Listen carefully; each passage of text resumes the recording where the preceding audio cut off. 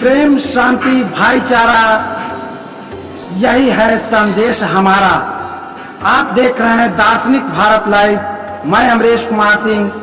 इस वक्त हम आए हुए हैं पटना जिला अंतर्गत दरियापुर अवस्थित आचार्य गद्दी कबीरपंथी मठ फतुहा के प्रांगण में, और इस जगह पर देख सकते हैं कि सदगुरु कबीर साहब के निर्वाण दिवस के अवसर पर संत महात्माओं द्वारा एक विशेष कार्यक्रम का आयोजन किया गया है।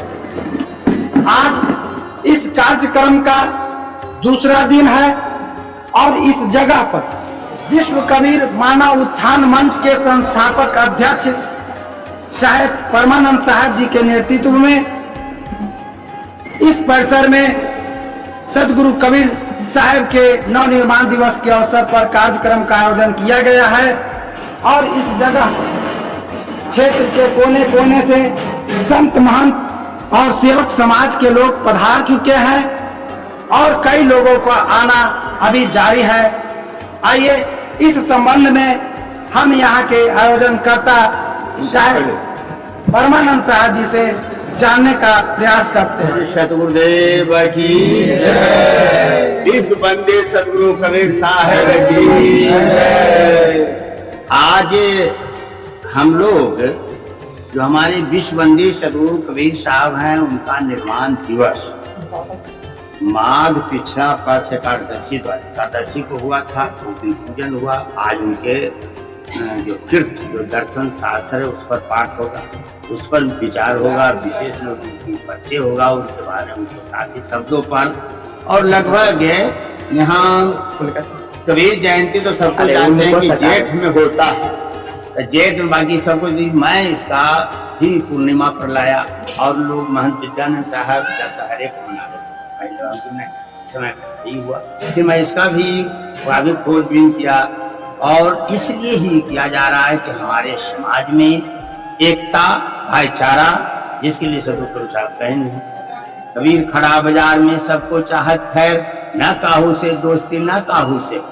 कबीर खड़ा बाजार में लिए लुकाठी हाथ, और जो घर जा रहे अपना सोच ले हमारे साथ।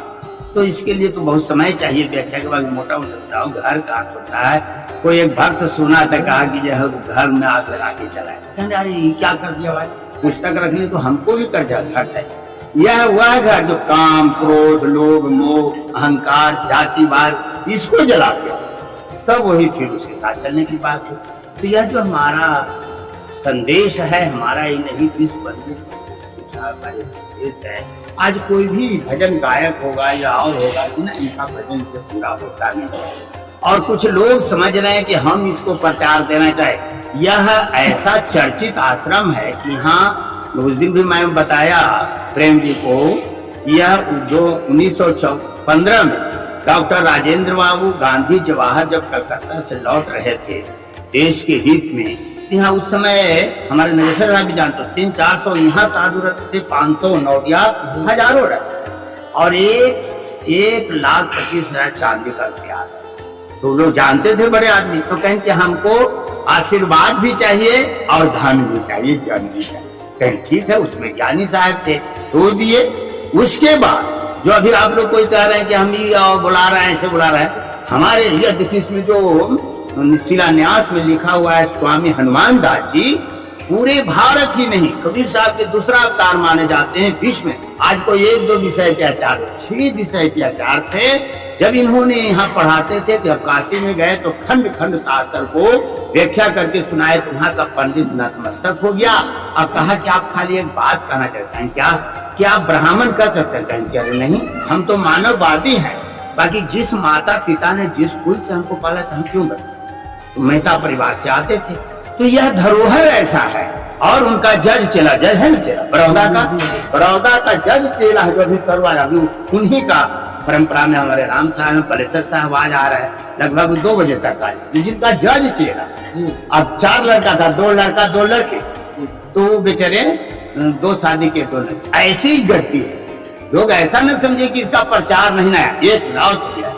खुद 1971 में मैं आया यहाँ चेला बना, और हमारे गुरु जी ज्ञानी साहब के ही गुरु भाई होते थे, तो उन्होंने कहीं कि अरे आचार्य, जब उस समय तो हम आया ही था, तो नामकरण वही किए थे, कहेंगे परमानंद जी पढ़ना चाहते हो तो आप हरिद्वार।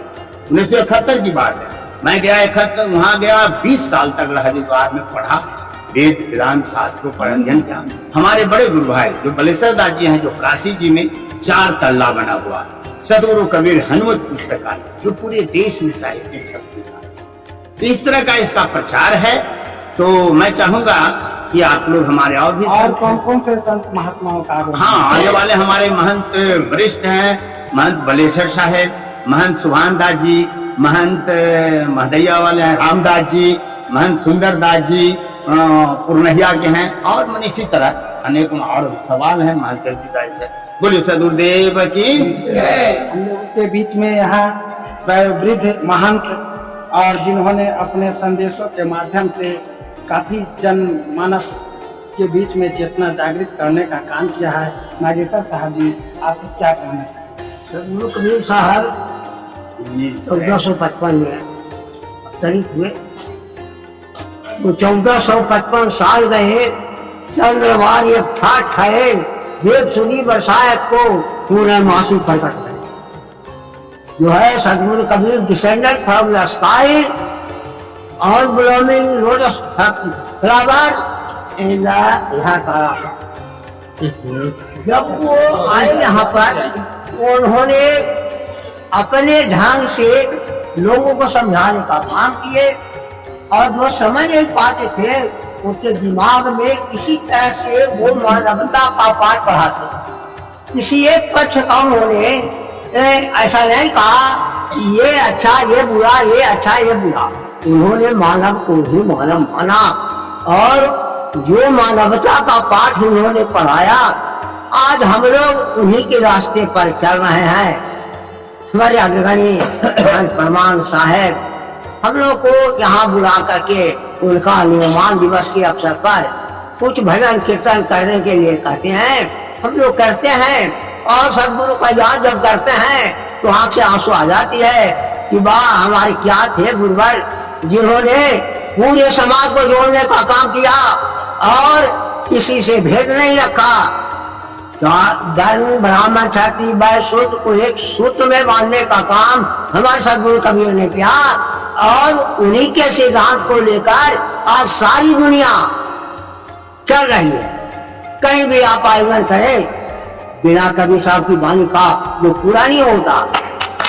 तो हमारे आचार्य महंत परमानंद साहब का महती कृपा है कि उन्होंने हम लोग को यहाँ लाकर निर्माण दिवस के अवसर पर कुछ कहने का मौका दिए हैं। और आप लोगों के बीच मैं कुछ कह रहा हूँ, इतना है कहकर मैं वाणी को ध्यान देता। सदगुरु स्वामी की इस जगह पर कोल्हर से चल करके जो अपने भजनों के माध्यम से भी लोगों के बीच में आकर्षण और एक भक्ति रस पैदा कर देते हैं, महंत जगदीश साहब जी से जानना चाहेंगे। जगदीश साहब जी क्या कहना चाहेंगे? से बड़ी जय परमानंद स्वामी की जय, थान की जय, आए सभी संत भगवान की जय।